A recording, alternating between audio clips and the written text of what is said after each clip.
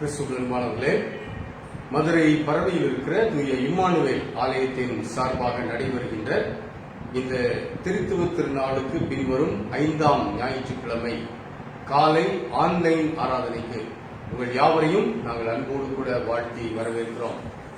இந்த ஆராதனைக்கு கலந்து கொள்வதற்காக ஆயத்தமாயிருக்கிற எங்களுடைய திருச்சபை மக்களையும், இன்னும் தமிழகத்திலும் பல இடங்களிலும் இருந்து இந்த ஆன்லைன் ஆராதனையிலே கலந்து கொள்ள ஆயத்தமாகி இருக்கிற அன்பான தெய்வ மக்கள் யாவரையும்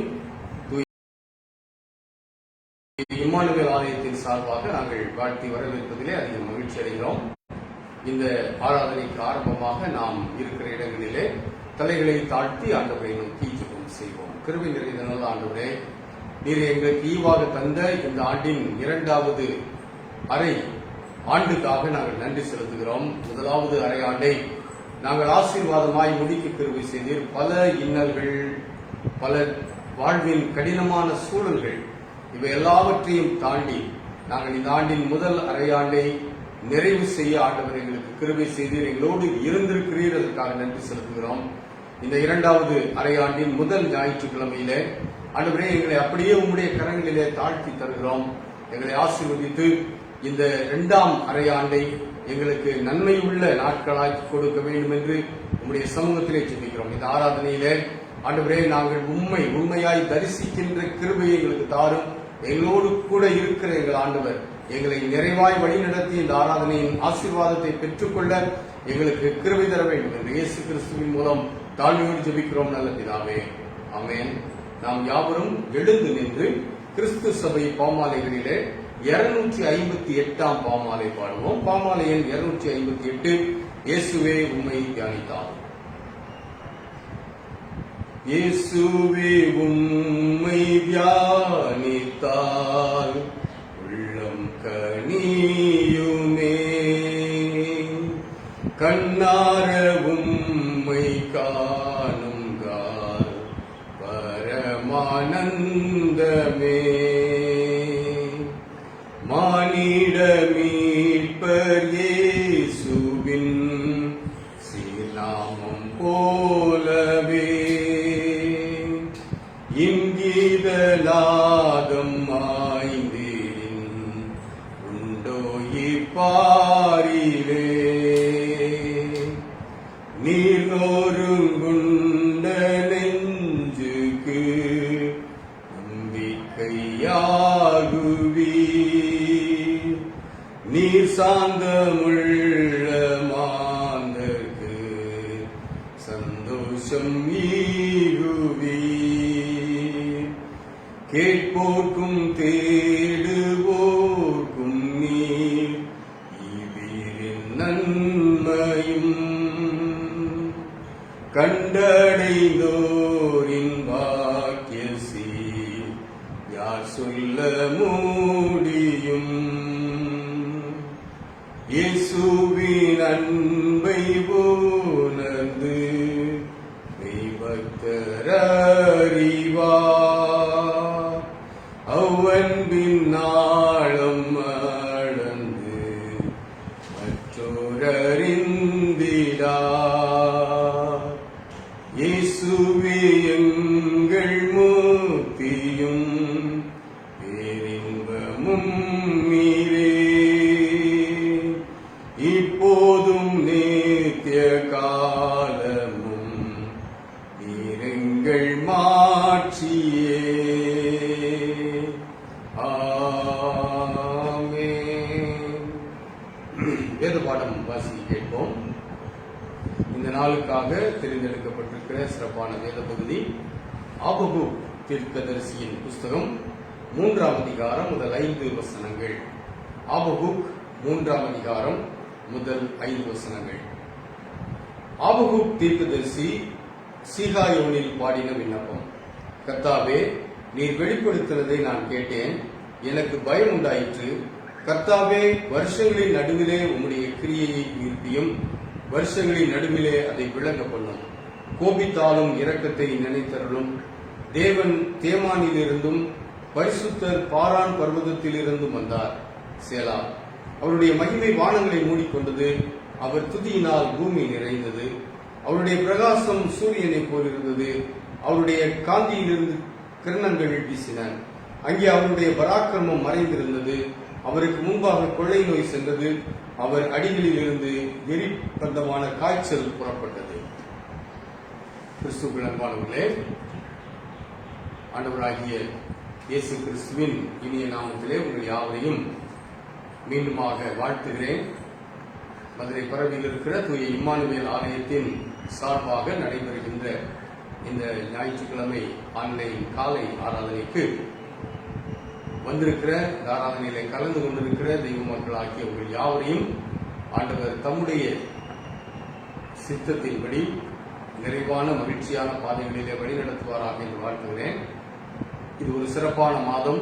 பொதுவாக இந்த ஜூலை மாதத்தை நான் சற்று சிறப்பாக எப்பொழுதுமே என்னுடைய வாழ்க்கையில நான் நினைத்து பார்ப்பது உண்டு. வருஷத்தின் 2வது அரையாண்டு. இந்த வருஷத்தின் முதல் 6 மாதங்கள் ஆண்டவர் நம்மை எவ்விதமாக நடத்தி வந்தார் என்பதை இந்த நடுப்பகுதியிலே நின்று நிதானிப்பது என்னுடைய வழக்கம். ஆகையினாலேதான் இந்த ஆராதனையை நான் அடிக்கடி இந்த ஆராதனையிலே இது 2வது அரையாண்டு என்ற வார்த்தையை நான் பயன்படுத்துகிறேன். ஆண்டவர் நம்மை நடத்தி வந்து கொண்டிருக்கின்ற பாதைகள் ஒருவேளை நம்முடைய நினைவுகளுக்கும் நம்முடைய சிந்தனைகளுக்கும் எதிர்பார்ப்புகளுக்கும் மாறான பாதையாய் இருந்தாலும் அவர் நம்மை நேர்த்தியாய் நடத்தியிருக்கிறார். இந்த முதல் 6 மாதங்களிலே நாம் நடந்து வந்த பாதையை கொஞ்சம் திரும்பி பார்ப்போம். நான் திரும்பி பார்க்கிறேன். மரணத்தின் விளிம்பு வரைக்கும் சென்ற என்னை ஆண்டவருடைய கரம் தாங்கி பிடித்து திரும்பவும் என்னை நிலைநிறுத்தி இருக்கிறதை நான் நினைத்து பார்க்கிறேன். இதற்கு நான் பாத்திரவானா என்றால் இல்லை. ஆனால் ஆண்டவர் என்னிடத்திலே ஏதோ ஒரு கொஞ்ச உண்மையை, அவர் விரும்புகின்ற ஏதோ ஒரு கொஞ்சத்தை அவர் என்னிலே கண்டு கொண்டிருக்கிறார். ஆகையினாலே என்னை அவர் நிலைநிறுத்தி இருக்கிறார்.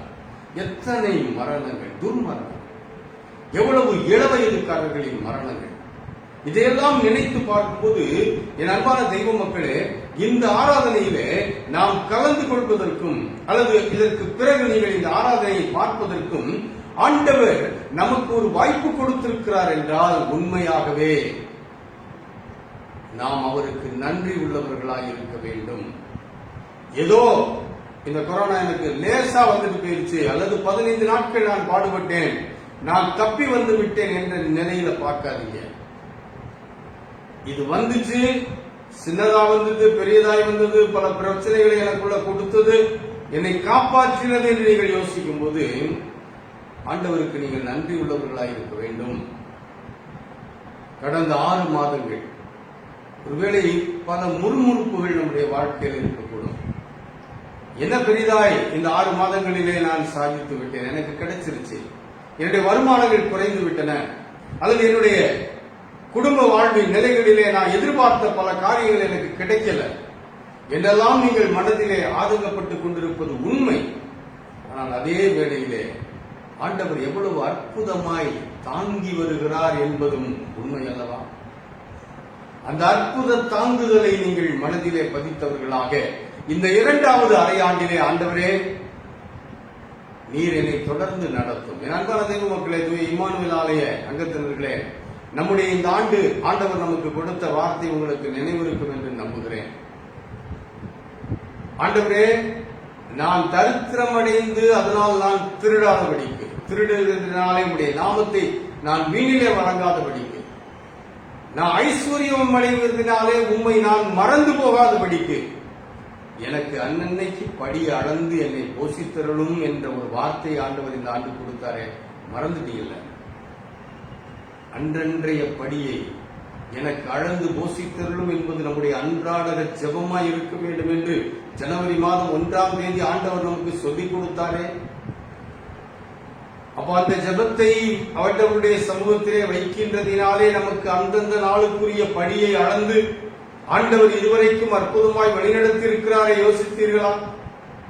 ஒரு நாளும் குறைவு என்று நாம் பயந்தோம், ஆனாலும் அழிந்து போகாதபடிக்கு ஆண்டவர் நம்மை அற்புதமாய் நிலைநிறுத்தி இருக்கிறாரே.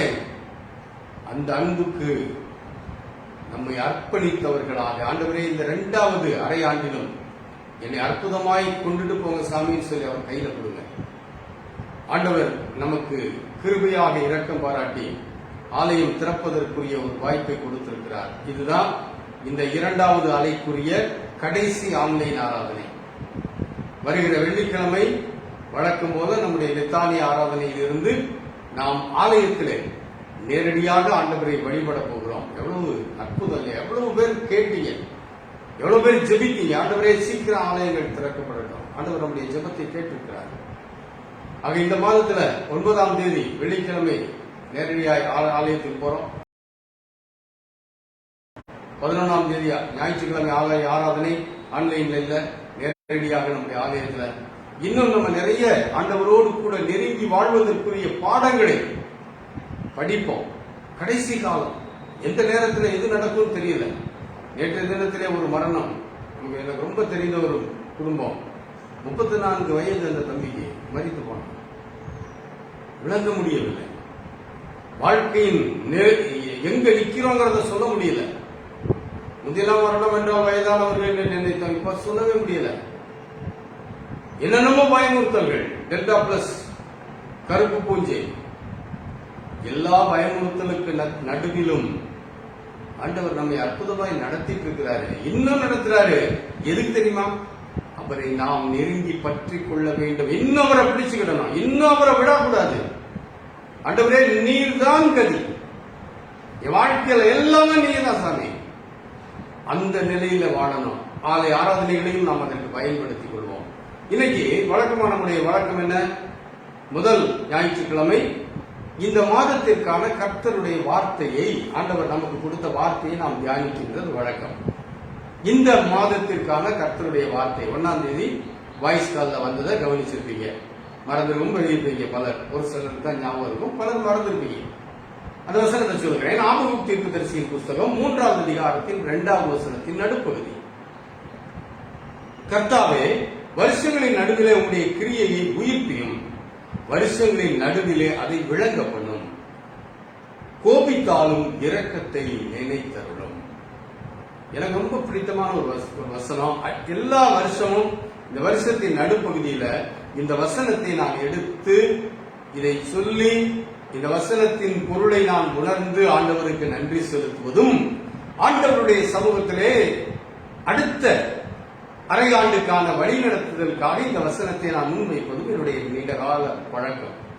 இந்த ஆண்டு இந்த வசனம் என்னுடைய மனதிலே திரும்ப திரும்ப ஒலித்ததினாலே இந்த வசனத்தை நம்முடைய வார்த்தையாக, நமக்கென்று ஆண்டவர் கொடுக்கிற வார்த்தையாக நான் அதை புரிந்து கொண்டு உங்களோடு கூட பகிர்ந்து கொண்டேன்.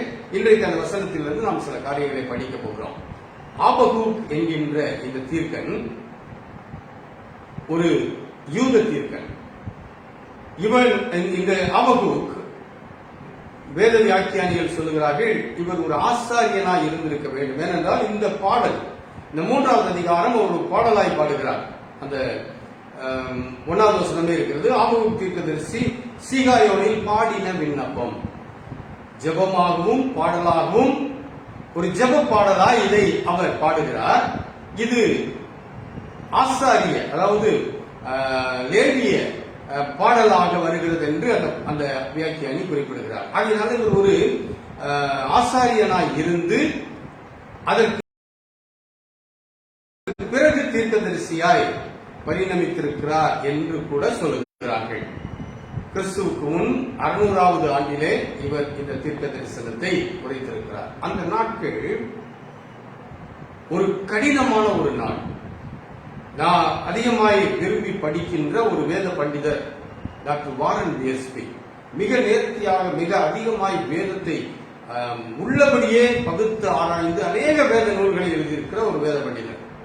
அந்த வேத பண்டிதர் இந்த ஆபகூக் தீர்க்க தரிசன புஸ்தகத்திற்கு ஒரு விளக்க உரை எழுதியிருக்கிறார். அந்த விளக்க உரைக்கு அவர் கொடுத்திருக்கிற தலைப்பு மிக அழகான ஒரு தலைப்பு, ஒரி டு வொர்ஷிப்.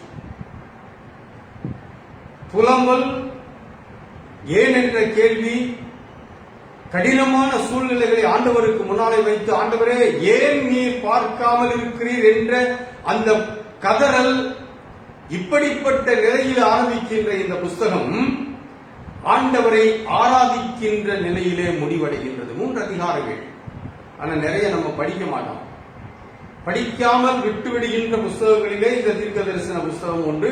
ஏன்னா இங்க நிறைய வாக்குத்தத்த வசனங்கள் நம்ம எடுத்து வைக்கிற வசனங்கள் கிடையாது. ஆனா அடிக்கடி சில நேரங்களில் சொல்லுகின்ற ஒரு முக்கியமான ஒரு வசனம் இங்க இருக்கிறது. அத்திமரம் துளிர் விடாமல் போனாலும் சில நேரங்களில் சில பாடல்கள் உண்டு, ஒரு சில பாடல்கள் உண்டு. அப்ப இந்த தீர்க்க தரிசன புஸ்தகம் என்று சொல்லும் போது நம்முடைய மனதிலே வருகின்ற வசனம் என்ன? அத்திமரம் துளிர் விடாமல் போனாலும் என் கர்த்தருக்குள்ள நான் மகிழ்ச்சியா இருப்பேன்னு அவங்க சொல்றது. எப்பயாவது ரொம்ப ரேரா அதை பற்றி படிப்போம். மற்ற நேரங்களில் இந்த புஸ்தகத்தை நம்ம ரொம்ப அலட்டிக்கிறோம். ஆனா இந்த புஸ்தகம் புலம்பலில் இருந்து, வேதனையில் இருந்து, உருக்குலைந்த ஒரு நிலையில் இருந்து, கதறுகின்ற கதறலில் இருந்து ஆண்டவரை ஆராதிக்கின்ற ஒரு உன்னதமான நிலைக்கு உயர்ந்து செல்லுகின்ற அனுபவத்தை உடைய ஒரு புஸ்தகம் என்று இந்த புஸ்தகத்தை பற்றி நாம் புரிந்து கொள்ள முடிகிறது. முதல் அதிகாரத்துல பூரா அழிவுகளும் அங்க சொல்லப்படுகின்ற கொடுமைகளும் இவைகளுக்கு மத்தியில் ஆண்டவரே ஏன் என்னை வைத்திருக்கிறீர் என்ற கேள்வியும், இரண்டாவது அதிகாரத்துல நான் நிலை கொண்டிருக்கிறேன். இதையெல்லாம் பார்த்து புலம்பிக் கொண்டிருக்கிற அந்த தீர்க்கன் நிலை கொண்டிருக்கிறார். நிலை கொண்டிருக்கும் போது ஆண்டவர் அவரோடு பேசுகிறார். பேசும்போது ஒரு அருமையான ஒரு காரியத்தை சொல்லுகிறார். சமுத்திரம் ஜலத்தினால் நிறைந்திருக்கிறது போல பூமி கர்த்தருடைய மகிமையை அறிகிற அறிவினால் நிறைந்திருக்கும் என்ற ஆறுதல் எப்ப ஆண்டவருடைய சமூகத்தில் காத்திருக்கும் போது கிடைக்கிறது. அதுக்கு பிறகு அவர் இந்த பாடலை பாடுகிறார். இந்த பாடலிலே அவர் சொல்லுகின்ற காரியம், கர்த்தாவே வருஷங்களின் நடுவிலே உம்முடைய கிரியையை உயிர்ப்பியும். வருஷங்களின் நடுவிலே அதை விளங்க பண்ணும். வருஷங்களின் நடுவிலே, இந்த வருஷத்தின் முன் பகுதியிலே நாங்கள் நிறைய வேதனையை அனுபவித்து விட்டோம் ஆண்டவரே. இந்த இரண்டாவது பகுதியிலே உம்முடைய கிரியையை உயிர்ப்பியும், உம்முடைய கிரியையை விளங்க பண்ணும் என்கின்ற அந்த விண்ணப்பம் இன்றைக்கு நமக்கு மிகவும் ஏற்புடைய ஒரு விண்ணப்பம் என்று சொன்னால் அது தவறாகாது இல்லையா? 1வது அதிகாரத்தில் அவர் சொல்லுகின்ற காரியத்தை பாருங்களேன். ஆபகூக் என்னும் தீர்க்கதரிசி தரிசனமாய் கண்ட பாரம், கர்த்தாவே நான் எதுவரைக்கும் உம்மை நோக்கி கூப்பிடுவேன்? நீர் கேளாமல் இருக்கிறீரே. கொடுமை நிமித்தம் நான் எதுவரைக்கும் உம்மை நோக்கி கூப்பிடுவேன்? நீர் ரட்சியாமல் இருக்கிறீரே. நீர் எனக்கு அக்கிரமத்தை காண்பித்து என்னை தீவினையை பார்க்க பண்ணுகிறது என்ன? கொள்ளையும் கொடுமையும் எனக்கு எதிரே நிற்கிறது. வழக்கையும் வாதையும் எழும்புகிறவர்கள் உண்டு. ஆகையால் நியாயப்பிரமாணம் பலனற்றதாகி நியாயம் ஒருபோதும் செல்லாமல் போகிறது. துன்மார்க்கன் நீதிமானை வளைந்து கொள்கிறான், ஆதலால் நியாயம் புரட்டப்படுகிறது. எவ்வளவு ஒரு கடினமான ஒரு மோசமான ஒரு சூழ்நிலையை ஆபகூக் தீர்க்கனகே சொல்லுகிறதை நாம் பார்க்கிறோம். ஆண்டவரே, நான் எவ்வளவு நாள் கூப்பிடுறேன், நீங்க பேசாம இருக்கிறீங்களே, எங்களை இன்னும் ரட்சிக்காமல் இருக்கிறீங்களே, நாங்க இன்னும் எவ்வளவு நாள் கூப்பிடலாம்? அக்கிரமத்தை காமிக்கிறீங்க, தீவினையை பார்க்க பண்ணுகிறீங்க, கொள்ளையும் கொடுமையும் எங்களுக்கு முன்னால நிக்குது. வழக்கையும் வாதையும் எழும்புகிறவர்கள் உண்டு. நியாயப்பிரமாணம் பலனற்றதாகி நியாயம் ஒருபோதும் செல்லாமல் போகிறது. துன்மார்க்க நீதிமானை வளைந்து கொள்கிறான், ஆதலால் நியாயம் புரட்டப்படுகிறது. ஒரு கொடுமையான காலம். ஒருவேளை இவருடைய இந்த காலம் யோயாக்கீம் என்ற ஒரு அரசாண்ட ஒரு காலம். எரேமியா தீர்க்கதரிசியின் புஸ்தகத்தில் 36வது அதிகாரத்தை நீங்க படிச்சு பாத்தீங்கன்னா தெரியும். ரொம்ப கொடுமையான ஒரு அரசன். அந்த அரசனுடைய காலத்துல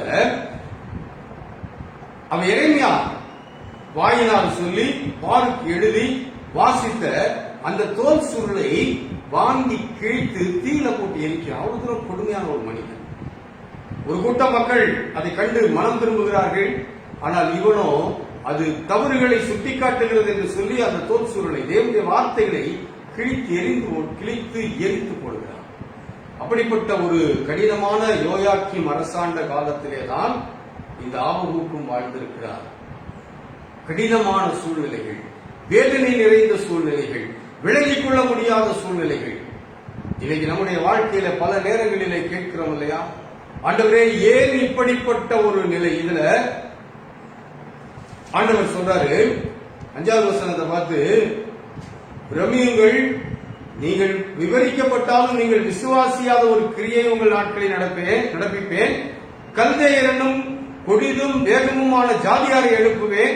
அவர்கள் தங்களுடைய அல்லாத வாசஸ்தலத்தை கட்டிக்கொள்ள தேசத்தின் விசாலங்களில் நடந்து வருவார்கள். இன்னும் மோசமான சூழ்நிலைகளை நீங்கள் அனுபவிப்பீர்கள் என்று ஆண்டவர் அவர்களை இந்த ஆபகுக்கின் வழியாக நினைவுபடுத்துகிறார் அல்லது எச்சரிக்கிறார். நீ இப்ப இருக்கிற சூழ்நிலையை நீ மோசம்னு சொல்ற, இன்னும் மோசமான சூழ்நிலையை நான் உனக்கு அனுமதிப்பேன். கல்தேயர் என்னும் ஒரு கொடிய கூட்டம் வந்து உங்களை நிர்மூலம் பண்ணுவார்கள். 13வது வசனத்துல 1வது அதிகாரம் 13வது வசனத்துல கதறார், தீமையை பார்க்க மாட்டாத சுத்த கண்ணனே, அநியாயத்தை நோக்கிக் கொண்டிருக்க மாட்டீரே, பின்னை துரோகிகளை நீ நோக்கிக் கொண்டிருக்கிறது என்ன? துன்மார்க்கன் தன்னை பார்க்கலும் நீதிமானை விழுங்கும் போது நீர் மௌனமாய் இருக்கிறது என்ன?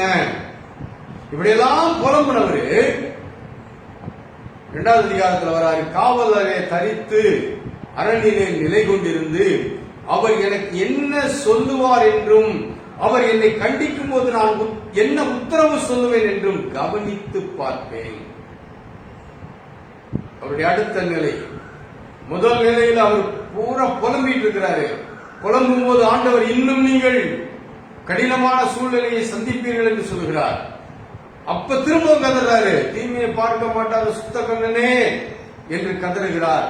இப்போ அந்த கதறலை நிறுத்திட்டு அமைதலாய் அமர்ந்திருக்கிறார். அமர்ந்திருந்து அவர் எனக்கு என்ன உத்தரவு சொல்லுவார் என்று நான் கவனித்து பார்ப்பேன். அன்பான தெய்வ மக்களே, ஆபகுக் தீர்க்கனின் வழியாக நாம் படிக்க வேண்டிய பாடம் என்ன தெரியுமா? கடந்த 6 மாதங்களிலே நாம் கடந்து வந்த பாதையை நினைத்து நினைத்து கதறி வேதனைப்பட்டோம். இன்னும் கடினமான பாதை ஒருவேளை நமக்கு கிடைத்து விடுமோ என்று நாம் அச்சப்பட்டோம். எல்லாம் சரிதான். ஆனால் அதே புலம்பலிலே, அதே வேதனையிலே, அதே அச்சத்திலே, அதே குழப்பமான அந்த தவிப்பின் நிலையிலே உட்கார்ந்து இருக்க வேண்டாம். தேவனுடைய சமூகத்திலே அமர்ந்திருங்கள். அவர் எனக்கு என்ன சொல்ல போகிறார் என்று நான் கவனித்து கேட்க போகிறேன். வருவீங்களா? அப்படி வரும்போது ஆண்டவர் பேசுறாரு, நீ தரிசனத்தை எழுதி அதை கடந்து ஓடுகிறவன் வாசிக்கும்படி பலகைகளிலே தீர்க்கமாக வரை சொல்லிட்டு 3வது வசனத்துல சொல்றாரு, குறித்த காலத்துக்கு தரிசனம் வைக்கப்பட்டிருக்கிறது, முடிவிலே அது விளங்கும், அது பொய் சொல்லாது, அது தாமதித்தாலும் அதற்கு காத்திரது நிச்சயமாய் வரும், தாமதிப்பதில்லை. பின்னால ஆண்டவருடைய வார்த்தைகளை அவர் கேட்ட பிறகு அவர் சொல்லுகிறார், ஆண்டவருடைய வார்த்தையை கேட்ட பிறகு சொல்றாரு 14வது வசனத்துல, சமுத்திரம் 2வது அதிகாரம் 14வது வசனம், சமுத்திரம் ஜலத்தினால் நிறைந்திருக்கிறது போல் பூமி கர்த்தருடைய மகிமை அறிகிற அறிவினால் நிறைந்திருக்கும் ஒரு நம்பிக்கை வருகிறது.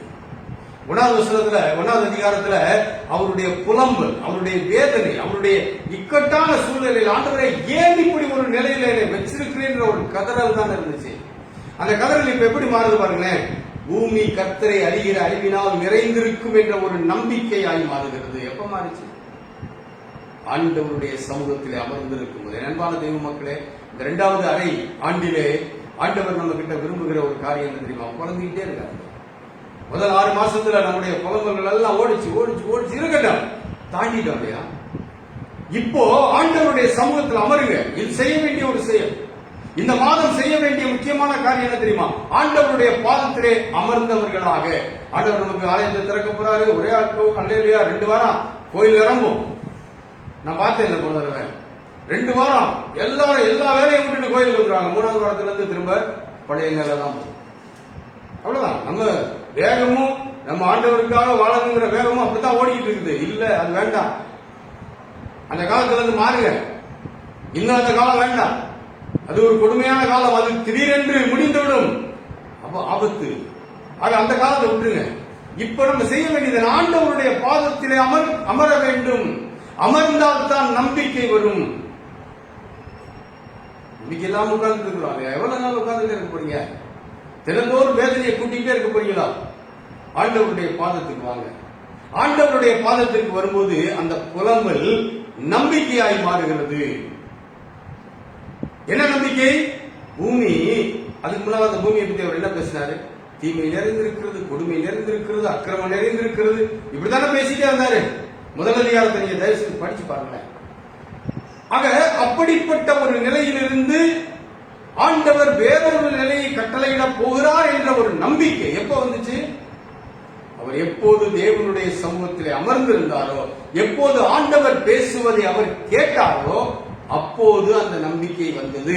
இப்ப அந்த நம்பிக்கையை பெற்றவராய் சொல்லுகிறார், சமுத்திரம் ஜலத்தினால் நிறைந்திருக்கிறது போல இந்த பூமியும் கர்த்தருடைய மகிமையை அறிகிற அறிவினால் நிறைந்திருக்கும். அன்பான தெய்வ மக்களே, இன்னைக்கு இந்த நம்பிக்கை நமக்கு வரணும். இந்த நம்பிக்கை வந்தாதான் நம்ம வாழ்க்கையில நம்ம முன்னோக்கி போக முடியும். இல்லையானால் இன்னும் விசுவாச பாதையில் அப்படி ஏறவும் இறங்கவும் தான் ஓடிக்கிட்டு இருப்போம். இன்னும் எத்தனை காலம் அப்படி வாழ போகிறீர்கள்? போதும் அந்த வாழ்க்கை. இனி விசுவாச வாழ்க்கையில முன்னால போற அனுபவம் தான் இருக்கணும். அந்த அனுபவத்தை ஆண்டவர் நம்மிடத்தில் எதிர்பார்க்கிறவராக இந்த ஜூலை மாதத்திலே நாம் அவருடைய சமூகத்திலே அமர வேண்டும். புலம்பலை எல்லாம் ஓரங்கட்டுங்க. புலம்பலின் சூழ்நிலை மாறல, புலம்பலின் சூழ்நிலையாகவே இருக்கிறது. ஆனால் நீங்கள் ஆண்டவருடைய சமூகத்திலே நிலை கொண்டிருந்து, ஆண்டவருடைய சமூகத்திலே தரித்திருந்து, ஆண்டவர் உங்களுக்கு என்ன சொல்ல போகிறார் என்பதை நீங்கள் கவனிக்கும் போது உங்களுடைய நம்பிக்கை பெருகும். இல்லாம உலக மக்களுடைய வாழ்க்கையோ அல்லது ஊழியர்களுடைய வார்த்தைகளோ உங்களுடைய நம்பிக்கையை பெருக பண்ணாது. ஆண்டவர் கொடுக்கின்ற அந்த நம்பிக்கை மட்டுமே உங்களுடைய நம்பிக்கையை திடமுள்ளதாக்கும். அப்படி மாத்திர அவர் என்ன சொல்றார் தெரியுமா? கடைசியில அந்த 2வது அதிகாரத்தின் கடைசியில, கர்த்தரோ என்றால் தமது பரிசுத்த ஆலயத்தில் இருக்கிறார், பூமியெல்லாம் அவருக்கு முன்பாக மௌனமாயிருக்க கடவுது. கேள்வி கேட்காதீங்க, புலம்பாதீங்க, ஏன் இப்படி நடக்குதுன்னு கேட்காதீங்க.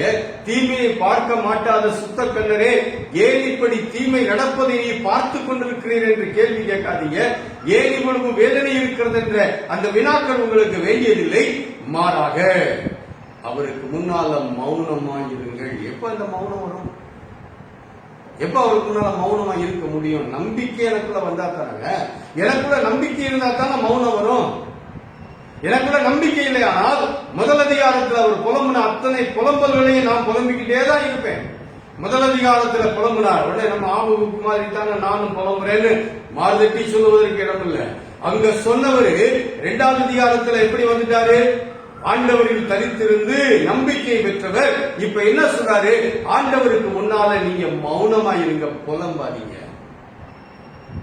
இந்த மாதம் உங்களுடைய புலம்பல்கள் நிறுத்தப்படுகின்ற மாதம். ஐயோ இப்படி இருந்துச்சு, மார்ச் மாதம் இப்படி வந்துருச்சு, பிப்ரவரி மாசம் இப்படி இருந்துச்சு, ஏப்ரல் மாசம் இப்படி இருந்துச்சு, இனி ஆகஸ்ட் மாசம் எப்படி இருக்குமோ? வேண்டாம். வழக்கு மாதம் எனக்கு முன்னால இருக்கிற நபர்கள் எழும்பி இருக்கிறாங்க, தீமை எனக்கு முன்னால தலைவிரித்தாடுகிறது. வேண்டாம். நீங்க என்ன செய்யணும் தெரியுமா? அது அதுவாக இருக்கும். இன்னும் கொடிய கல்வேயர்களால் வருகின்ற பிரச்சனையையும் சமாளிக்க வேண்டியது இருக்கும். 1ஆம் அலை, 2ஆம் அலை, அப்பாடான மூச்சு விட முடியாத நிலையில இப்ப டெல்டா பிளஸ் 3ஆம் அலை, கருப்பு பூஞ்சை, இன்னும் என்னென்னமோ பயமுறுத்தல்கள். இன்னும் இந்த அலை. இன்னைக்கு காலையில செய்தித்தாளில ஒரு செய்தியை படித்தேன். இந்த கொரோனா என்பது நம்மை விட்டு போகாது, இருந்து கொண்டேதான் இருக்கும் என்று ஒருவர் சொன்ன ஒரு ஸ்டேட்மெண்ட் அதுல இருக்குது இன்னைக்கு பேப்பர்ல. அவங்க என்னென்னமோ பயமுறுத்தல் அதெல்லாம் இருக்கட்டும். ஐயோ இப்படி இருக்குது, என் வாழ்க்கை என்ன ஆக்கிருமோ, நான் என்ன ஆயிடுவேனா? வேண்டாம். நீங்க தைரியமா இருக்கணும். நீங்க தைரியமா இருக்கணும் அப்படின்னா என்ன செய்யணும்? அமைதலாய் ஆண்டவருடைய சமூகத்திலே தரித்திருக்க வேண்டும். தரித்திருந்த பிறகுதான் நம்பிக்கை வரும். அந்த நம்பிக்கை என்ன வார்த்தையை சொல்ல வைக்கிறது பாருங்களேன். பூமி எல்லாம் அவருக்கு முன்னால போகணும். அப்ப ஆண்டவருக்கு முன்னால இனிமே நானு சொல்லிக்கிட்டே இருக்க மாட்டேன். என் வாழ்க்கை இப்படி ஆயிடுச்சு, ஆண்டவர் இப்படி பார்க்கல, அப்படி செய்யல, இப்படி செய்யல, இதை பத்தி நான் இனி பேச மாட்டேன். மௌனமாய் இருப்பேன். நிலைமை மாறுகிறது இல்லையா? ஆண்டவருடைய சமூகத்திலே காத்திருந்த போது நம்பிக்கை கிடைக்கிறது. அந்த நம்பிக்கை என்ன சொல்லுகிறது? நான் ஆண்டவருக்கு முன்னால மௌனமாய் இருப்பேன். அந்த நிலை வந்த பிறகுதான் அடுத்த நிலை வருகிறது. ஆண்டவருடைய சமூகத்திலே விண்ணப்பத்தை வைத்து பாடுகின்ற ஒரு நிலை. அந்த அவங்களுடைய அந்த டெவலப்மெண்ட்ஸ் நல்லா பாத்தீங்கன்னா நல்லா புரியும். இனிமே படிங்களேன், உங்களுக்கு புரியும். இப்ப ஒரு விண்ணப்பம் பாடுறாரு. அந்த விண்ணப்பத்தில் என்ன பாடுறாரு? ஆண்டவரே, இவ்வளவு நாள் போயிடுச்சு, இவ்வளவு நாள் இருந்ததெல்லாம் போட்டோம், இப்ப வருஷத்தின் நடுவில் வந்து நிற்கிறேன். இந்த வருஷத்தின் நடுவிலே நீர் உங்களுடைய கிரியைகளை உயிர்ப்பியும் ஆண்டவரே. எங்களுக்குள்ள இருக்குது உங்களுடைய கிரியைகள். ஆனா அந்த கிரியைகளை நான் பார்க்க முடியாதபடிக்கு என்னுடைய சூழல்கள் என் கண்களை குருடாக்கி அல்லது அந்த அந்த நிலையை நான் உணர முடியாம வச்சிருக்குது. இப்ப எனக்குள்ள அதை உயிர்ப்பிக்க, அதை விளங்க செய்யும். நீங்க உயிர்ப்பிக்கின்ற அந்த செயல், அந்த உங்களுடைய கிரியைகளை, உங்களுடைய செயல்களை நான் புரிந்து கொள்ளும்படி அதை எனக்கு விளங்க செய்ய ஆண்டவரே. என்ன அருமையான ஒரு விண்ணப்பம். அன்பான தெய்வ மக்களே, இது நம்முடைய விண்ணப்பமாயிருக்கு. ஆண்டின் தொடக்கத்திலே ஒரு விண்ணப்பத்தை ஆண்டவர் நாம வைக்கணும்னு சொல்லி கேட்டார். இப்ப ஆண்டவரின் இந்த வருஷத்தின் நடுப்பகுதியிலே ஆண்டவர் இன்னொரு விண்ணப்பத்தை நாம் அவருடைய சமூகத்திலே வைக்க வேண்டும் என்று எதிர்பார்க்கிறார். என்ன விண்ணப்பம்? ஆண்டவரே, எனக்குள்ள அடங்கி இருக்கின்ற, அதாவது நான் அடக்கி வச்சுட்டேன், அதை உள்ள போட்டு அமுக்கி அடக்கம் பண்ணி வேற உலக காரியங்களையே நான் பேசி பேசி பேசி பேசி நினைச்சு உங்களுடைய கிரியைகளை நான் செத்து போக வச்சிருக்கிறேனே, அந்த உங்களுடைய கிரியைகளை என்னிலிருந்து நீங்க உயிர்ப்பிக்க வைய, அதை எனக்கு விளங்க செய்ய. இந்த விண்ணப்பத்தை வைக்கும்போது அவர் பின்னால தேவன் எப்படிப்பட்டவர் என்பதை புரிந்து அழகாய் பாடுகிறார். கர்த்தருடைய மகிமை வானங்களை மூடிக்கொண்டது, அவர் துதியினால் பூமி நிறைந்தது. 3வது வசனம். 4வது வசனம், அவருடைய பிரகாசம் சூரியனை போல் இருந்தது, அவருடைய கரத்திலிருந்து கிரகணங்கள் வீசின, அங்கே அவருடைய பராக்கிரமம் மறைந்திருந்தது. இவ்வளவு நாள் அது கண் தெரியல. எப்போ? புலம்பல் இருக்கும்போது, ஆண்டவரே ஏன் என்ற கேள்வி இருக்கும்போது, ஏன் இப்படிலாம் நடக்குது, தீமை மேலோங்குகிறது, கொடுமை கோலோச்சுகின்றது என்றெல்லாம் பேசும்போது, என்றெல்லாம் நினைத்திருக்கும் போது அவருடைய கிரியைகள் உள்ள செத்து போய் கிடந்துச்சு. இப்ப அதை ஆண்டவர் உயிர்ப்பித்து எழுப்பி அதை உணரும்படியாக செய்யும் போது என்ன தெரிகிறது? தேவாதி தேவனுடைய அந்த ராஜரீகம் தெரிகிறது. அவர் யார் என்பது தெரிகிறது. நான் இவ்வளவு நாள் அவரை மட்டமா நினைச்சுதான் இப்படி எல்லாம் புலம்பிட்டேன். இவ்வளவு நாள் அவருடைய அந்த அந்த செயல்படும் தன்மைகளை நான் உணராமல் இப்படியெல்லாம் பேசிட்டேன்ல. இப்ப அது எனக்கு தெரிகிறது. அவர் யார்? அவருடைய பிரகாசம் சூரியனை போல் இருந்தது, அவருடைய மகிமை வானங்களை மூடிக்கொண்டது, அவருடைய கரத்திலிருந்து கிரணங்கள் வீசின, அங்கே அவருடைய பராக்கிரமம் மறைந்திருந்தது. ஒரு பராக்கிரமசாலியான, ஒரு சர்வ வல்லவரான, ஒரு சகலத்தையும் செய்ய சக்தி படைத்தவரான என் தேவாதி தேவனை நான் வேற மாதிரி நினைச்சுட்டேனே. இந்த வருஷத்தின் நடுப்பகுதியில அதை எனக்கு உயிர்ப்பித்து காட்டும் ஆண்டவரே. உம்முடைய மகிமை நான் புரிந்து கொள்ள எனக்கு நீர் பலந்தாலும். எப்ப புரிந்து கொள்ள முடியுது? ஆபகுக் எப்ப புரிந்து கொள்கிறார் பாருங்களேன். எப்படிப்பட்ட ஆபகுக்? நம்மை போல புலம்பினவர், ஆனா நம்ம செய்யாத ஒரு செயலை செய்தார். 2வது அதிகாரத்தில் தேவனுடைய சமூகத்திலே தரித்து காத்திருந்தார், நிலை கொண்டிருந்தார். அதனுடைய விளைவு ஆண்டவரை புரிந்து கொண்டார். ஆண்டவருக்கு முன்னால நானும் மௌனமாய் இருக்கணுங்கிறத அவர் உணர்ந்தார். உணர்ந்தவர் ஆண்டவரிடத்தில் கேட்கிறார், ஆண்டவரே எனக்குள்ள உம்முடைய கிரியை உயிர்ப்பியும் அதை விளங்க செய்யும்.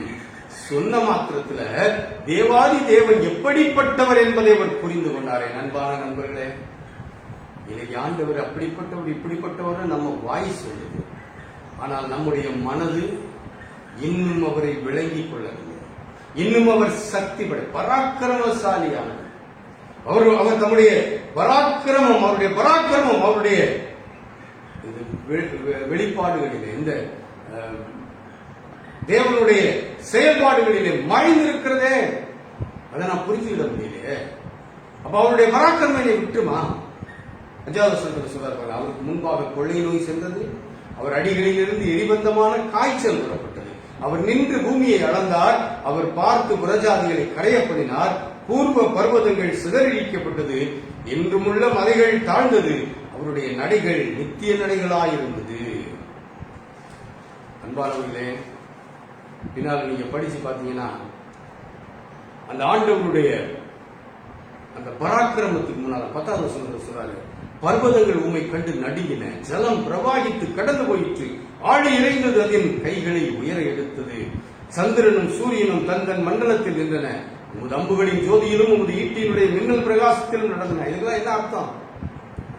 நீர் கோபத்தோட பூமியில் நடந்தீர், உக்கிரத்தோட ஜாதிகளை போரடித்தீர். தேவன் செயல்படுகிறவர், தேவன் ராஜரீகம் பண்ணுகிறவர். நீங்களும் நானும் வழிபடுகின்ற ஆண்டவர் சிங்காசனத்தில் வீற்றிருக்கின்ற தம்முடைய ஜனங்களை ராஜரீகம் பண்ணுகின்ற தேவாதி தேவன், பராக்கிரமசாலி. அவரை எப்படி பார்க்கணும் தெரியுமா? நம்ம நிலையில பார்க்கணும்.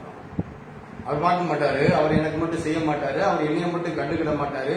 இப்படியெல்லாம் பேசி பேசி அவருடைய பராக்கிரமத்தை, அவர் யார் என்பதை, அவர் என்ன செய்வார் என்பதை, எனக்கு என்ன செய்வார், என்னுடைய எதிரிகளுக்கு என்ன செய்வார் என்பதை எல்லாம் நாம் மட்டுப்படுத்தி மறந்து போய்விட்டோம். அதனாலதான் அவர் பாடுகிறார், எனக்குள்ள உயிர்ப்பை மாற்றுவார். அப்படி உயிர்ப்பித்த உங்களுடைய கிரியைகளை எனக்கு விளங்க பண்ணும். வருஷத்து நடுவுல 6 மாசம் நான் புலம்பிட்டேன், இந்த நடுப்பகுதியில் எனக்கு இது விளங்க பண்ணும். அப்படி விளங்க பண்ணும்போது அந்த ஆண்டவர் யார், அவருடைய பராக்கிரமம் என்ன, அவர் எப்படிப்பட்ட சக்தி படைத்தவர், அவர் என்னவெல்லாம் செய்யக்கூடும் என்பதை விளங்கிக் கொள்ள முடிகிறது. அப்படி விளங்கினவர் தான் கடைசியில பாடுறாரு, புலம்பலிலே ஆரம்பித்த இந்த ஆபகுக் தீர்க்கனின் புஸ்தகம் எப்படி முடிகிறது பாருங்களேன். நான் கர்த்தருக்குள் மகிழ்ச்சியாயிருப்பேன், என் ரட்சிப்பின் தேவனுக்குள் களி கூறுவேன் என்ற நிலையிலே களிப்பின் எக்காலத்தனையோடும் முடிவடைகிறது. எப்போது? தேவன் யார் என்பதை அவர் புரிந்து கொண்ட போது. அன்பானவர்களே, இன்றைக்கு நம்முடைய புலம்பலுக்கு காரணம் என்ன தெரியுமா? நம்முடைய ஆண்டவர் யார் என்பதை நாம் இன்றைக்கு மறந்து போனோம். நம்முடைய பிரச்சனைகளும் நம்முடைய போராட்டங்களும் நம்முடைய வேதனைகளும் தான் இன்றைக்கு நமக்கு முன்னால தலைவிரித்து ஆடிக்கொண்டிருக்கிறதே ஒழிய, இதற்கு மத்தியிலே என்னை அழைத்தவர், என்னோடு வாழ்ந்து கொண்டிருக்கிறவர், என்னை வழிநடத்திக் கொண்டிருக்கிறவர் என் ஆண்டவர் பராக்கிரமசாலி, அவர் சிங்காசனத்தில் வீற்றிருக்கிற தேவாதி தேவன். பூமியெல்லாம் அவருக்கு முன்னால நடுங்கும் என்ற உண்மை மறைந்து போனது. மறந்து போனது நிமித்தமாக நான் இன்னும் புலம்பிக் கொண்டே இருக்கிறேன். அது மாற்றப்படும் போது ஆபகுக் தீர்க்கதரிசி சொன்னது போல புலம்பல்லையே இல்லாம ஆண்டவரிடத்திலே, ஆண்டவருடைய சமூகத்திலே நிலை கொண்டு நம்பிக்கையை பெற்று அவருக்கு முன்னால மௌனமாய் இருந்து என்னிலே உயிர்ப்பையும் என்று கேட்கும் போது அந்த ஆண்டவர் யார் என்பதை விளங்கிக் கொள்ள முடிகிறது. அப்படி விளங்கின பிறகு என்ன பாட்டு வரும்? நான் கர்த்தருக்குள் மகிழ்ச்சியாயிருப்பேன், என் ரட்சிப்பின் தேவனுக்குள் களி கூறுவேன். என்ன அர்த்தம்? எல்லாமே எனக்கு கிடைச்சது என்ற அர்த்தமா? இல்லங்க. 17வது வசனத்துல சொல்றாரு பாருங்க, அத்திமரம் துளிர் விடாமல் போனாலும், திராட்சை செடிகளில் பழம் உண்டாகாமல் போனாலும், ஒலிவு மரத்தின் பலனற்று போனாலும், வயல்கள் தானியத்தை விளைவியாமல் போனாலும், கிடையில் ஆட்டு மந்தைகள் முதலற்று போனாலும், தொழுவத்திலே மாடு இல்லாமல் போனாலும். இந்த கொரோனாவின் நாட்கள் நம்முடைய எல்லாத்தையும் அழிச்சிருச்சுன்னு நம்ம நினைச்சிட்டு இருக்கிறோம். அதனாலதான் நம்முடைய துக்கம். வியாபாரம் போச்சு, தொழில் போச்சு, வேலையில பாதி சம்பளம், வெளியில போனா பயமா இருக்குது. எங்கேயோ போற இடத்துல வர இடத்துல எனக்கு இந்த நோய் தொற்று வந்துருமோ, நிறைய பயமுறுத்தல் எனக்கு முன்னால இருக்குது. கூட்டத்துல போகாதீங்க, நோய் வந்துடும். நிறைய அனுபவம் உண்டு. ஏதோ கூட்டத்துல போய் தான் நோயை வாங்கிட்டு வந்தோம், அதனால கூட்டத்தை கண்டாலே பயமா இருக்குது. வருமானத்துக்கு வழி இல்ல, பொருளாதாரம் நலிந்து போய் கொண்டிருக்கிறது என்ற பயம். என்ன செய்ய போறேன்? என் பிள்ளைக்கு நான் பணம் கட்டணும், என் பிள்ளையுடைய திருமண காரியத்தை நான் பார்க்கணும், என் பிள்ளையுடைய எல்லா மருத்துவ செலவுகளையும் நான் பார்க்கணும். பல கேள்விகள். இதுக்குள்ள நான் எப்படி நடந்து போவேன்? ஆண்டவர் உங்களிலே தன்னுடைய கிரியை உயிர்ப்பித்தாரானால், அவருடைய பராக்கிரமத்தை நீங்கள் புரிந்து கொள்வீர்களானால், நீங்க என்ன சொல்ல முடியும் தெரியுமா? என்னுடைய வீட்டுல எல்லாமே காலியா கிடந்தாலும், என்னுடைய பேங்க்ல பணம் இல்லாமல் இருந்தாலும், என்னுடைய கையில செலவுக்கு மிக சொற்பமான பணமே இருக்கிறது இருந்தாலும், என்னுடைய எதிர்காலங்கள் எப்படி போகுமோ என்ற பயம் எனக்குள்ள இருக்குது இருந்தாலும், என் பிள்ளைகளுடைய எதிர்கால காரியங்கள் எப்படி இருக்குமோ என்ற அச்சம் எனக்குள்ள இருக்கிறது இருந்தாலும்,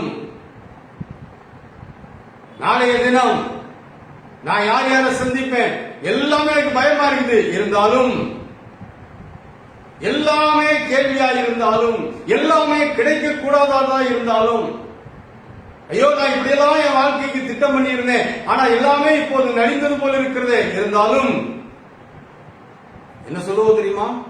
ஆண்டவருடைய பராக்கிரமத்தை நாம் புரிந்திருப்போமானால், ஆண்டவர் எனக்காக எதையும் செய்வார் என்ற நம்பிக்கை எனக்குள் இருக்குமானால், அவருடைய கிரியை எனக்குள்ளே உயிர்ப்பிக்கப்பட்டிருக்குமானால் என்ன சொல்ல முடியும்? எது எப்படி இருந்தாலும், எல்லாமே குறைவுகளாய் இருந்தாலும் நான் கர்த்தருக்குள் மகிழ்ச்சியாய் இருப்பேன். இது இந்த ஜூலை மாதத்தில் இருந்து நம்முடைய அனுபவமாய் மாறட்டும் என்பர்களே. ஆண்டவர் மாற்றுவார். இது அவருடைய வார்த்தை. இந்த வார்த்தையில் இருந்து அவர் விலக மாட்டார். நம்ம எப்படி நடத்த போகிறேன் என்று சொல்லுகிறார். உங்களுக்கு எல்லாமே குறைவாய் இருந்தாலும் நீங்கள் கர்த்தருக்குள் மகிழ்ச்சியாய் இருப்பீர்கள். உங்களுடைய எதிர்காலத்தை பற்றி நீங்கள் பயப்பட மாட்டீர்கள். எதிர்காலத்தை பற்றி நடுங்க மாட்டீர்கள். எதிர்காலத்தை பற்றி கேள்வி கேட்டுக் கொண்டிருக்க மாட்டீர்கள். கர்த்தருக்குள் மகிழ்ச்சியாய் இருப்பேன். என் ரட்சிப்பின் தேவனுக்குள் களி கூறுகின்ற அனுபவம். உடைந்து போன, உருக்குலைந்து போன வாழ்வு என்று நீங்கள் நினைத்து நடுங்கிக் கொண்டிருக்கிற உங்க வீட்டுக்குள்ள இவ்வளவு நஷ்டம் இருக்குது, இவ்வளவு கடன் இருக்கிறது, இவ்வளவு பிரச்சனை இருக்கிறது, இவ்வளவு போராட்டம் இருக்கிறது, இந்த வீட்டுக்குள்ள மற்றவர்கள் செய்வது போல தற்கொலை தீர்வு அல்ல. மற்றவர்கள் செய்வது போல பிள்ளைகளை கொண்டுட்டு அவங்களும் செத்து போறது தீர்வு அல்ல. இந்த சூழ்நிலைக்குள்ள பராக்கிரமம் பொருந்தின தேவங்களோடு கூட இருக்கிறதுனால நீங்க அவருடைய துணையோடு முன்னால போங்க. மகிழ்ச்சியாய் களி கூர்ந்த நிலையிலே இந்த ஜூலை மாதத்திலே நீங்கள் நடந்து போவீர்கள். அதற்காகவே தேவன் அவருடைய கிரியை உங்களிலே உயிர்ப்பிக்க நீங்கள் விண்ணப்பம் பண்ணுங்கள். அவருடைய கிரியை உங்களில் விளங்க பண்ண நீங்கள் விண்ணப்பம் பண்ணுங்க. எவ்வளவு அற்புதம் உள்ள தேவன் தெரியுமா? யாபோபு புத்தகத்தை சுருக்கமா உங்களோடு நான் பகிர்ந்து கொண்டேன். படிச்சு பாருங்க. வேதனையில் இருந்து, புலம்பலில் இருந்து, அழுகையில் இருந்து ஆண்டவருடைய சமூகத்திலே அமர்ந்தார். அமர்ந்தவர் ஆண்டவரை புரிந்து கொண்டார். புரிந்து கொண்டவர் ஆண்டவருக்கு முன்னால் நான் மௌனமாய் இருப்பேன் என்று சொன்னார். அழகாய் பாடுகிறார். உங்களுடைய கிரியையில் உயிர்ப்பியும் விளங்கப்படும் என்று பாடும்போது தேவனுடைய அந்த மகத்துவங்களை, தேவன் யார் என்பதை, தேவன் என்ன செய்வார் என்பதை அவர் அப்படியே புரிந்து கொண்ட போது அவர் சொல்றாரு, இனிமேல் எனக்கு வாழ்க்கையிலே எதுவும் கிடைக்காமல் போனாலும், எதுவும் இல்லாமல் போனாலும், எதுவும் எனக்கு சாதகமாய் நடக்காமல் போனாலும் நான் கர்த்தருக்குள் மகிழ்ச்சியாய் இருப்பேன். என் ரட்சிப்பின் தேவனுக்குள் நான் களி கூறுவேன் என்று கொண்டாடுகின்றாரே. கொண்டாடுகின்றவர் அடுத்து என்ன சொல்றார் பாருங்களேன். 19வது வசனத்துல, ஆண்டவராகிய கர்த்தர் என் பலன். எப்ப இந்த களி கூறுதல் வரும், எப்ப இந்த மகிழ்ச்சி வரும்? ஆண்டவர் உங்கள் பலனாய் மாறும்போது. இதே ஆமவுத்தனங்க பலன் இல்லாமல் கத்தினாரு. 1வது அதிகாரத்தை இப்ப நேரம் இல்ல திரும்ப அதை போய் படிக்கிறதுக்கு. 1வது அதிகாரத்தை திரும்ப படிச்சு பாருங்க. ஆண்டவரே ஏன் இப்படி எல்லாம் நடக்குது? தீவினையை பார்க்க மாட்டாத சுத்த கண்ணரே என்னெல்லாம் புலம்புனாரே. இப்ப என்ன சொல்றாரு பாருங்களேன். ஆண்டவராகிய கர்த்தர் என் பலன். ஆண்டவராகிய கர்த்தர் என் பலன் சொல்லிட்டு அவர் சொல்றாரு, அவரின் கால்களை மான்கால்களை போலாக்கி உயரமான ஸ்தலங்களில் என்னை நடக்க பண்ணுவார். இன்னைக்கு நான் பாதாளத்துல கிடக்கிறது போல இருக்கேன், படுகொலியில கிடக்கிறது போல இருக்கிறேன். ஆனால் அவர் என்னை உயரமான ஸ்தலங்களிலே நடக்க பண்ணுவதற்கு என் கால்களை மான்கால்கள் போலாக்குகிறார். என் பலன். அவர் என் பலன். அவர் பராக்கிரமசாலி. அவர் என் பலன். ஆகையினாலே எனக்கு எது இல்லாமல் போனாலும் நான் அவருக்குள் களி கூறுவேன், மகிழ்ச்சியாக இருப்பேன். அன்பானவர்களை, இந்த அனுபவத்தை ஆண்டவர் நமக்கு தருவதற்காக இந்த பாடத்தை இன்றைக்கு நமக்கு சொல்லிக் கொடுத்திருக்கிறார். ஒரு அற்புதமான ஒரு பாடம். திரும்ப திரும்ப ஆபத்தை படிச்சு பாருங்க. இப்ப நான் சொன்னதின் அடிப்படையில் நீங்க இதை புரிந்து கொள்வது இன்னும் எளிதாக நீங்கள் இதை விளங்கிக் கொள்ள முடியும். இந்த அற்புதமான பாடத்தை நமக்கு கற்றுக் கொடுத்திருக்கிறார். படிக்கணும்னு சொல்லி இன்னைக்கு நமக்கு முன்னால வச்ச ஆண்டவர் உங்களை எல்லா சூழ்நிலைகளிலும் தைரியமாய் நிலைநிற்க செய்வார். எப்படி?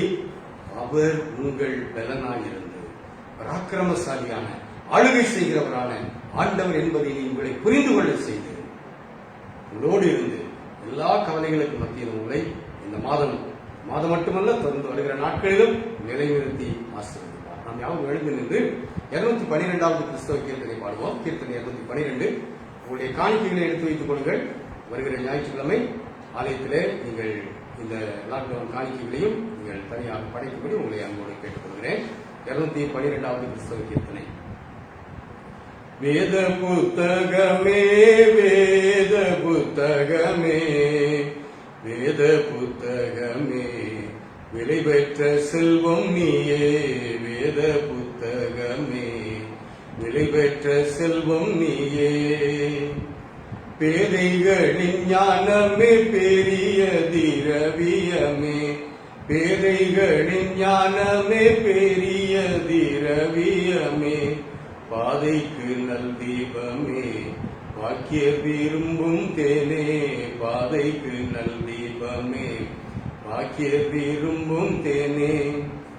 என்னை எனக்கு காட்டி என் நிலைமையை மாற்றி, என்னை எனக்கு காட்டி என் நிலைமையை மாற்றி, பொன்னுலகத்தை காட்டி போகும் வழி சொல்வாயே, பொன்னுலகத்தை காட்டி போகும் வழி சொல்வாயே. வேத புத்தகமே வேத புத்தகமே வேத புத்தகமே, விலை பெற்ற செல்வம் நீயே வேத புத்தகமே, விலை பெற்ற செல்வம் நீயே. துன்பகாலம் மாறுதல் உன்னால் வரும் நிசமே, துன்பகாலம் மாறுதல் உன்னால் வரும் நிசமே. இன்பமாகும் சாவென்றாய் என்றும் நம்பின பேர்க்கே, இன்பமாகும் சாவென்றாய் என்றும் நம்பின பேர்க்கே. வேத புத்தகமே வேத புத்தகமே வேத புத்தகமே, விலை பெற்ற செல்வம் நீயே வேத புத்தகமே, விலை பெற்ற செல்வம் நீயே. அன்பானவர்களே, ஆண்டவருக்கு சித்தமானால் வருகிற வெள்ளிக்கிழமை மாலை 6:30 மணிக்கு நேரடியாக நம்முடைய ஆலயத்தில் ஆராதனை ஆரம்பமாகும். வாய்ப்பு இருக்கிறவர்கள் நீங்கள் ஆலய ஆராதனைக்கு வரும்படி உங்களை அன்போடு அழைக்கிறேன். அடுத்த ஞாயிற்றுக்கிழமை ஆன்லைன் ஆராதனை கிடையாது, மாறாக ஆலயத்தில் ஆராதனை நடைபெறும். ஆலயத்திலே ஆன்லைன் வசதி இல்லாதபடினாலே மற்றவர்கள் இந்த எங்களோடு கூட தொடர்ந்து நீங்கள் பங்கு பெறுகிறவர்கள் உங்களுடைய வசதிக்காக நாங்கள் ஆடியோ வடிவிலே செய்தியை ஒலிப்பதிவு செய்து வாட்ஸ்அப் அல்லது டெலிகிராம் இவைகளின் வழியாக நாங்கள் அனுப்பி வைக்க முயற்சிக்கிறோம். ஆகையினாலே நீங்கள் உங்களுக்கு விருப்பம் இருக்குமானால் உங்களுடைய தொலைபேசி எண்களை எங்களுடைய Facebook பேஜிலோ அல்லது யூடியூப் பேஜிலோ நீங்கள் பதியும்படி உங்களை அன்போடு கேட்டுக்கொள்கிறேன். என்னுடைய தொலைபேசி எண் தெரிந்தவர்கள் இந்த Facebook பகுதியில் தொலைபேசி எண் கொடுக்கிறேன். அதற்கு நீங்கள் அனுப்புவீர்களானால் எங்களுடைய செய்திகள் ஆடியோ ஃபார்மேட்ல வாட்ஸ்அப்ல அல்லது டெலிகிராம்ல உங்களுக்கு தொடர்ந்து அனுப்பி வைக்கப்படும். ஜெபம் செய்வோம். நல்ல ஆண்டவரே, எங்களுக்கு கொடுத்த இந்த சிறப்பான ஆராதனைக்காக நன்றி செலுத்துகிறோம். உண்மை நாங்கள் இந்த ஆராதனையை புரிந்து கொள்ள உதவி செய்தீர். எப்படிப்பட்ட ஆண்டவர், எங்கள் பலனாக, எங்கள் பராக்கிரமசாலியாக, எங்களுடைய கண்ணீர்கள் புலம்பல் எல்லாவற்றையும் மாற்றுகின்றவராக எங்களோடு கூட இருக்கிறீர். ஆனால் நாங்கள் என்ன செய்ய வேண்டும்? புலம்பிக் கொண்டே இருக்காமல் உங்களுடைய சமூகத்திலே அமர்ந்து உண்மை புரிந்து கொண்டு உங்களுடைய நம்பிக்கையை பெற்றுக்கொண்டு அதன் விளைவாக உங்களுடைய சமூகத்திலே மௌனமாய் இருக்க வேண்டும். இந்த பாடங்களை நாங்கள் வாழ்க்கையில தொடர்ந்து கடைபிடித்து அவ்வளவு சொன்னது போல உமக்குள்ளாக என்று மகிழ்ச்சியாக இருக்கின்ற அந்த பெரும் கிருபை எங்களுக்கு தர வேண்டும் ஜெபிக்கிறோம். எங்களுடைய திருச்சி மக்களுக்காக ஜெபிக்கிறோம். ஆண்டவரே, ஒவ்வொருவரையும் இதுவரைக்கும் அற்புதமாய் தாங்கியிருக்கிறேன். இனிமேல் இந்த ஜூலை மாதத்திலும் வருகிற நாட்களிலும் இவ்விதமாக நீர் தாங்கும் சுவாமி. படிக்கின்றவர்கள், சிறு குழந்தைகள், பெரியவர்கள், வேதனையில் இருக்கிறவர்கள், தொழில் செய்கின்றவர்கள், வியாபாரம் செய்கின்றவர்கள், குடும்பத்திலே பல நிலைகளிலே எதிர்பார்ப்போடு காத்திருக்கிறவர்கள் ஒவ்வொருவருக்கும் படிக்கிற பிள்ளைகளுக்கு வேண்டிய உங்களுடைய கிருபையை வைத்தார். ஆண்டவரே, வருகிற ஞாயிற்றுக்கிழமையிலிருந்து நாங்கள் ஆலயத்திலே ஆராதனையை தொடங்குவதற்கு ஒரு வாய்ப்பு தந்தீர். ஸ்தோத்திரம் சுவாமி. ஞாயிற்றுக்கிழமை ஆராதனைகளை நாங்கள் பயன்படுத்திக் கொள்ள திரும்பினார். இன்னும் இன்னும் உங்களுடைய வார்த்தைகளை நாங்கள் அதிகமாய் கற்று நமக்குள்ளாக நாங்கள் நிலைகொள்ள ஆண்டவர்களுக்கு பிறந்தார். ஆண்டவரே, எங்கள் திருச்சை மக்கள் மட்டுமல்ல, இந்த ஆன்லைன் ஆராதனையிலே எங்களோடு இணைந்திருக்கிறவர்கள், இன்னும் எங்களை இன்னும் பார்க்க போகிறவர்கள் ஒவ்வொருவரும் உங்களுடைய கிருபைகளை, உங்களுடைய ஆசீர்வாதங்களை, உங்களுடைய வழிநடத்துதல்களை என்னாலும் பெற்றுக்கொள்ள ஆண்டவர்களார். உங்களுடைய கரங்களோடு கூட இருக்கட்டும். எங்களை ஆசீர்வதித்து எங்களை வழிநடத்தி எங்களை பலப்படுத்தும். உங்களுடைய சித்தம் எங்கள் வாழ்க்கையில் நடைபெறட்டும். இந்த ஜூலை மாதம் முழுவதிலும் ஆண்டவருடைய அற்புத கரம் எங்கள் ஒவ்வொருவரையும் காத்து வழி நடத்தும். இயேசு கிறிஸ்துவின் மூலம் ஜெபிக்கிறோம் நல்ல பிதாவே, ஆமென். நம்முடைய ஆண்டவராகிய இயேசு கிறிஸ்துவின் கிருபையும் பிதாவாகிய தேவனுடைய அன்பு பரிசுத்தாவியானவருடைய ஐக்கியம் ஆசீர்வாதம் வழி நடத்துதலும் உங்கள் ஒவ்வொருவரோடும் என்றென்றும் தங்கியிருப்பதாக. ஆமென். கர்த்தர் உங்களோடு இருப்பாராக, உங்களை ஆசீர்வதிப்பாராக. ஆண்டவருக்கு சித்தமானால் வருகிற ஞாயிற்றுக்கிழமையிலிருந்து ஆன்லைன் ஆராதனை நடைபெறாது. ஏற்கனவே சொன்னதுபடி உங்களுடைய தொலைபேசி எண்களை எங்களுக்கு கொடுப்பீர்களானால் வாட்ஸ்அப் அல்லது டெலிகிராம் வழியாக நாங்கள் உங்களுக்கு ஆடியோ செய்திகளை ஞாயிற்றுக்கிழமை ஆராதனையிலே கொடுக்கப்படுகின்ற ஆடியோ செய்திகளை கொடுக்கப்போம். கர்த்தரின் கிருபை உங்களோடு கூட இருப்பதாக.